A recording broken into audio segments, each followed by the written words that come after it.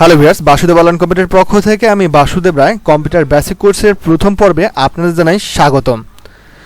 আজকে আমি কম্পিউটারের বেসিক কোর্সের প্রথম পর্বে বেসিক হার্ডওয়্যার বিষয়গুলো নিয়ে আলোচনা করব।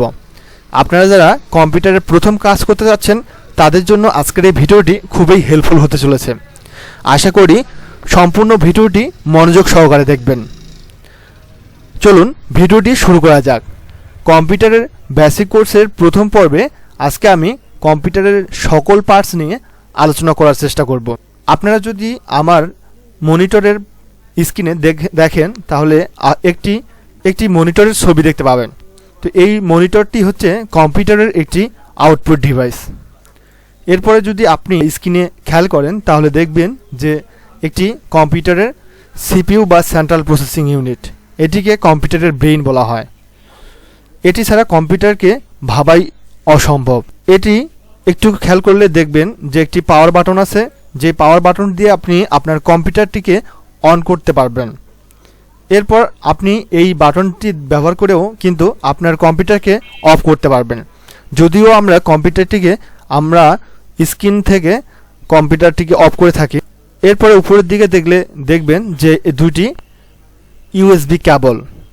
এরপর আপনার একটি দেখবেন যে রিস্টার্ট বাটন, যে রিস্টার্ট বাটন ব্যবহার করে আপনি আপনার কম্পিউটারটিকে রিস্টার্ট দিতে পারবেন।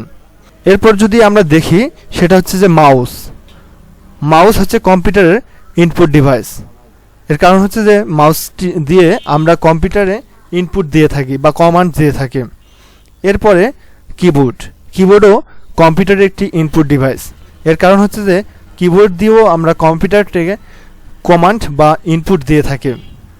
এরপরে মাদারবোর্ড, কম্পিউটারের মেইন বোর্ড বা মাদারবোর্ড।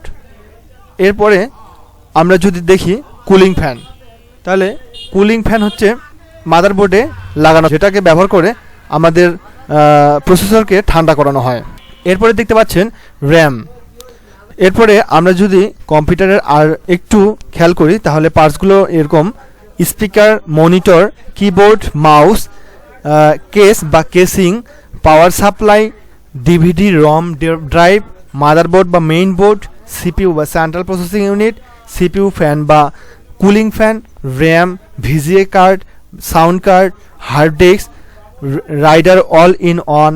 আজ এ পর্যন্তই, দেখা হবে পরবর্তী ভিডিওতে। ততক্ষণে সবাই ভালো থাকবেন, সুস্থ থাকবেন। ধন্যবাদ সবাইকে।